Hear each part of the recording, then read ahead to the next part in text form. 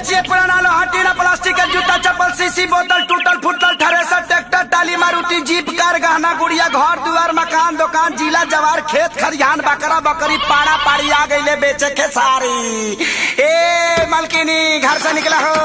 अरे इ तो आवाज सुनल लागता। हाँ तारा गाँव के बगल वाला है। अरे बुझाता ही पुरनका यारवा हमार। एगो मीठा के भेली लिया के पानी पिया दो। आई दादा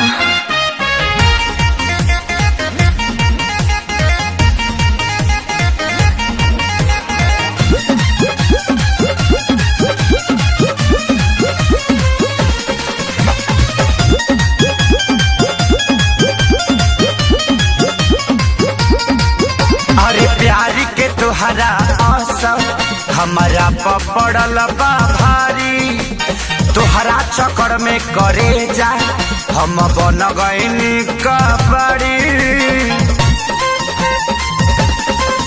अरे प्यारी के तुहरा असर हमारा पपड़ल बा भारी, चक्कर में तुहरा करे जा हम बन गईनी कबड़ी। घर से निकला बहरी एगो चुम्मा लेके भागी रे भागी। यहाँ दादा जानी भतार कमारे लागी। हाँ लागे लागे यहाँ दादा जानी भतार कमारे लागे। हाँ लागे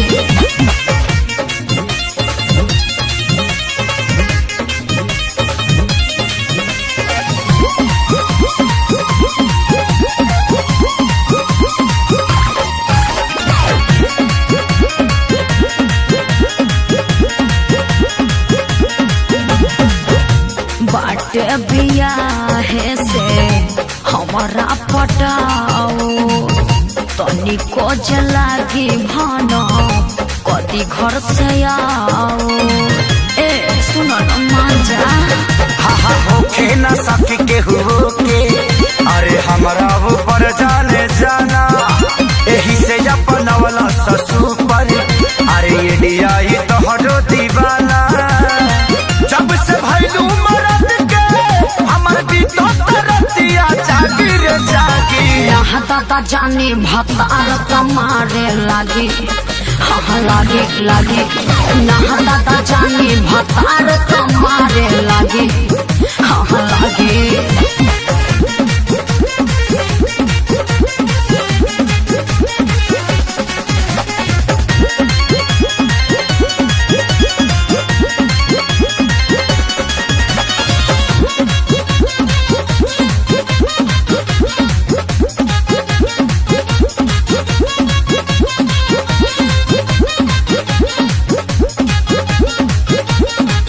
कुआरे के बात पूछो और रहे यार हो। नैहर के प्यार न करो ससुरा में प्रचार हो। अरे सब केहू जान जाई बड़ी बेइज्जती होई। अरे अपना खेसरिया के कैसे बोल गईलू तू भूल हो, लगलू सिखारे नील कमल के मोहब्बत के रूल हो। या तो राज से पूछी हो ले पानी हथवा दागी रे दागी। यहाँ दादा जानी भतार कमारे लागी। हाँ लागे लागे यहाँ दादा जानी भतार कमारे लागे। हाँ लागे अरे प्यारी के तुहरा असर हमारा पपड़ल बा भारी, चक्कर में तुहरा करे जा हम बन गईनी कबड़ी। घर से निकला बहरी एगो चुम्मा लेके भागी रे भागी। यहाँ दादा जानी भतार कमारे लागी। हाँ लागे लागे यहाँ दादा जानी भतार कमारे लागे। हाँ लागे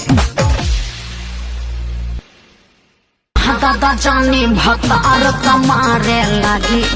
हाँ लागे लागे यहाँ दादा जानी भतार कमारे लागे। हाँ लागे।